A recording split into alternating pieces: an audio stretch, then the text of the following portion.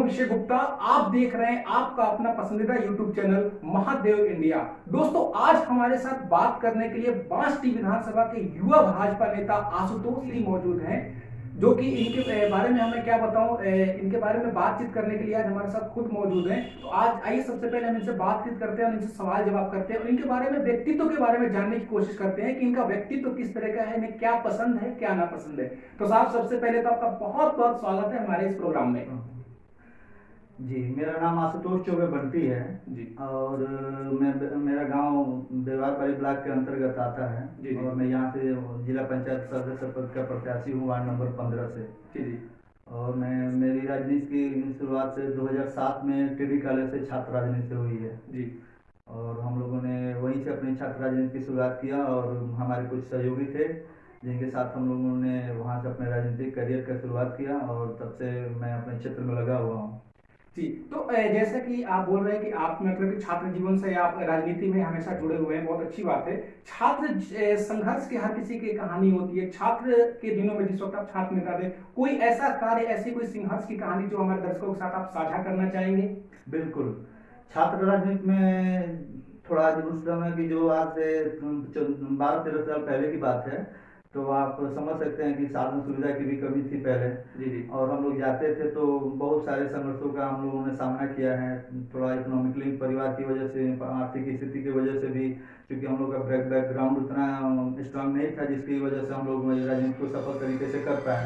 लेकिन फिर भी हम लोगों ने पूरा प्रयास किया और हम लोग छात्र राजनीति में कॉलेज के हर मुद्दाओं को लेके, जैसे कैंटीन का कोई मुद्दा हुआ, लाइब्रेरी की मुद्दाएं हुई, छाम फीस बढ़ोतरी का मुद्दा हुआ, या तमाम तरीके की जितने भी समस्या है उनके लिए हम लोगों ने पुतलाया जलाया या हम लोगों ने आंदोलन किया, जेल भी गए हम लोग समय समय पे, या हम लोग पे लाठी चार्ज भी हुआ। तमाम तरीके से हम लोग मुश्किल दौर से हम लोग गुजरे हुए हैं।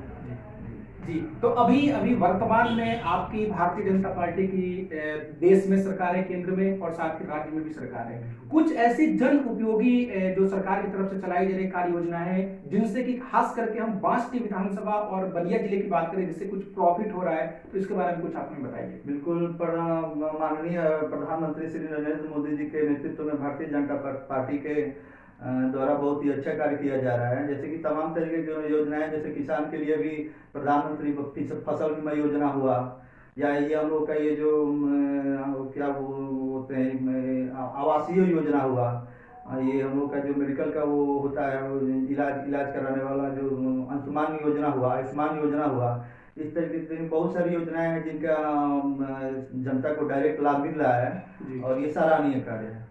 तो ये जो जिससे जनता को लाभ मिल रहा है, आने वाले समय में आपकी राजनीति में भविष्य क्या है? आप मतलब कि क्या करना चाहते हैं राजनीति में?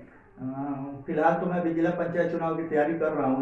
मुझे लग रहा है कि छात्र राजनीति से निकलने के बाद मेरा राजनीतिक सफर यहाँ से मैं शुरू अपना मान रहा हूँ। बाकी मैं अपना 100% देने की कोशिश कर रहा हूँ। रही बात अब समाज की और जनता के ऊपर की, उनका विश्वास में कितना जीत पा रहा हूँ, या कितना मैं उनका भरोसा वो मेरे पे कर पा रहे हैं, और आशीर्वाद रहा तो भगवान करेंगे तो आगे तक चला जाएगा। 2022 में विधानसभा का चुनाव है।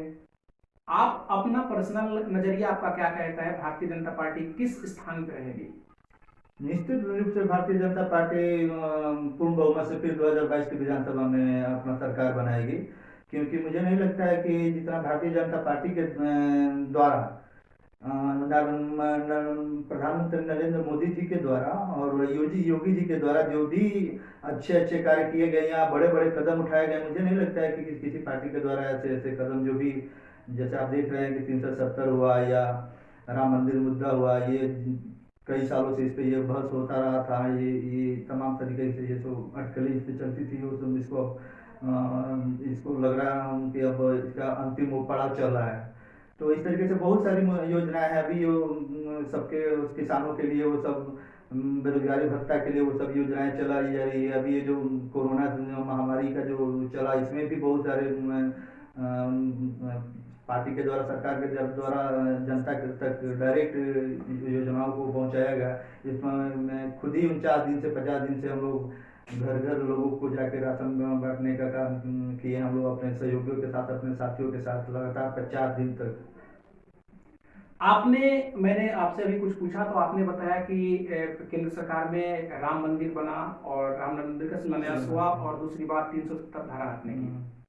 जब भी हम उत्तर प्रदेश के मंत्रियों से, हम या और भी मीडिया के जो साथी होते हैं, पूछते हैं कि आपके द्वारा कार्य क्या किया गया है, तो वो लोग बताते हैं कि हमने 3 तलाक हटाया, हमने 3 तलाक का बिल लेके आए, हमने राम मंदिर का शिलान्यास किया, हमने 370 हटाया। वो सारी चीजें केंद्र सरकार के अधीन हो रही हैं। उत्तर प्रदेश सरकार ने क्या किया अभी तक 3 साढ़े 3 साल वर्षों में, जिसका हम उल्लेखनीय कर सके केंद्र सरकार के ना रहते हुए? उत्तर प्रदेश ने पर्सनल अपने रूप से क्या किया सरकार ने? उत्तर प्रदेश सरकार के द्वारा भी तमाम तरीके के कार्य हो रहे हैं। जैसे कि देखिए, लोगों का सोचने का, आप देखने का नजरिया अलग अलग होता है। लोगों को लग रहा है कि जैसे विपक्ष का कहना है कि काम नहीं हो रहा है, ऐसा नहीं है। अगर धरातल पे देखा जाए तो बहुत सारी योजनाएं हैं जो काम चल रहा है। और रही बात केंद्र की, तो केंद्र की योजनाएं ही राज्य तक पहुंचाई जाती है। जी। तो आप समझ ही सकते हैं कि केंद्र के द्वारा जो योजनाएं हैं उनको तो राज्य के द्वारा उनको पारित किया जा रहा है, और राज्य सरकार के द्वारा भी अच्छा कार्य किया जा रहा है। अभी फिलहाल देश कोरोना महामारी से जूझ रहा है। पिछले लगभग 1 से 1.5 महीने तक संपूर्ण देश में लॉकडाउन रहा। लॉकडाउन के दौरान आपके पर्सनल व्यक्तिगत तौर पे जनता के लिए क्या कुछ सेवाएं की गई? बिल्कुल, हाँ। हम लोग लगातार 50 दिन से ऊपर ही हुए। हम लोग अपने साथियों के द्वारा, हम लोग 6-7 लोग थे जो हमारे मित्र थे, जिसमें कुछ बड़े भाई भी थे, उनका योगदान रहा उसमें। तो हम लोग 50 दिन तक लगातार अलग अलग गाँवों में जाके, अलग अलग गाँव में नहीं, अपने विधानसभा में ही नहीं, मैं बाहरी विधानसभा की बात नहीं कर रहा हूँ, मैं दूसरे विधानसभाओं में भी हम लोग जा जाके लोगों की मदद करते थे। हम यहाँ के जो हम लोग के तहसीलदार साहब हैं, उनके द्वारा, SDM साहब हैं दुष्यंत मौर्य जी, उनके द्वारा हम लोग की एक टीम बनाई गई थी, जहाँ पे एक सरकारी नंबर अलॉट हुआ था, जिसपे जहाँ पे भी लोगों की दिक्कतों का सामना करना पड़ता था, ये खाना वाना को लेकर, जिसको जो आम मजदूर हैं जिनको खाने की परेशानी होती थी, तो उस नंबर पर कॉल आता था और हम लोग को सूचित किया जाता था तहसीलदार साहब या SDM महोदय के द्वारा, और हम लोग वहाँ पे जाके उनको जो भी जरूरत की सामान थी वो हम लोग पहुँचाने का काम करते थे। अभी वर्तमान में भारतीय जनता पार्टी से जो उत्तर प्रदेश के ब्राह्मण वर्ग है, हालांकि हम जातिवाद की हम बात नहीं करेंगे, लेकिन ऐसा बोला जा रहा है कि ब्राह्मण वर्ग काफी खासा नाराज है। इनको आने वाले टाइम में इनके लिए कुछ रणनीति आप 2022 के चुनाव के लिए? ऐसा कुछ नहीं है कि ब्राह्मण लोग नाराज हैं। ये विपक्ष, ये अपने अपने लोगों का सोचने का तरीका है। मुझे नहीं लगता है कि ब्राह्मण नाराज हैं। कैसे कहा जा सकता है कि ब्राह्मण नाराज है? यहाँ पे जो भी सरकार के द्वारा कदम उठाया जा रहा है, तो अभी जो इनकाउंटर हुआ विकास दुबे जी का, या जो भी अभी गिरफ्तारी हुआ विजय मिश्रा जी के द्वारा, इस पे ही लोगों का वो अटकलें चल रही हैं। तो मुझे लगता है कि अपराधियों का कोई जात नहीं होता है, कोई धर्म नहीं होता है। हर जाति, वो सबसे ज्यादा तो देखा जाए तो हम लोगों ने ब्राह्मणों के साथ ही उनका वो हुआ था, मामला हुआ था। तो ये ऐसा नहीं है कि ब्राह्मणों का वो ये साथ अन्याय हो रहा है इस पार्टी में। हर जात के, हर धर्म के लोगों का इसमें मान सम्मान रखा गया, और सरकार के द्वारा ये प्रयास है कि उनका मान सम्मान बरकरार रखे। भारतीय जनता पार्टी की 2022 में बांसटी विधानसभा की हम बात करें तो काफी कद्दावर नेता हैं जो कि बीजेपी में अपनी अपनी क्या बोलते हैं टिकट के लिए मांग करते हैं। आपको क्या लगता है कि 2022 में बीजेपी से कौन कैंडिडेट हो सकता है? अभी कुछ कहना है तो सर ये इसमें मुश्किल है। जनता और पार्टी जो जितना क्षेत्र में काम करे, और पार्टी जिस पे भरोसा जताए, तो मुझे नहीं लगता है कि अभी किसी का नाम लेना सही होगा, क्योंकि बहुत सारे लोग हैं, 4-5 लोग, 6-7 लोग भी हैं। तो जो जितना करेगा, उसको जितना बोएगा उतना काटेगा। जी। तो अभी आखिरी में आप हमारे युवा नेता हैं भारतीय जनता पार्टी के, हमेशा राष्ट्र की बात करती है भारतीय जनता पार्टी, राष्ट्रवाद की बात करती है, लेकिन विपक्ष हमेशा आप लोगों के ऊपर ये आरोप लगाता है कि आप लोग, मैं हम बहुत लोगों का हम इंटरव्यू लेते हैं तो वो लोग बोलते हैं कि आप लोग हिंदू मुस्लिम की बात करते हैं, जब भी आपसे विकास काम की बात किया जाए तो आप लोग देश को देशभक्ति में डुबा देते हैं, विकास आप लोग वास्तव में कुछ करते ही नहीं है। उनके लिए आप क्या उनको जवाब देना चाहेंगे? में ये आप देख सकते हैं कि हिंदू मुस्लिम ये मुद्दा विपक्ष का है, और ये कहना बिल्कुल भी गलत नहीं होगा कि विपक्ष ये मुद्दा खास तौर से भारतीय जनता पार्टी के लिए ये एक निशाने के तरीके से दिया जाता है।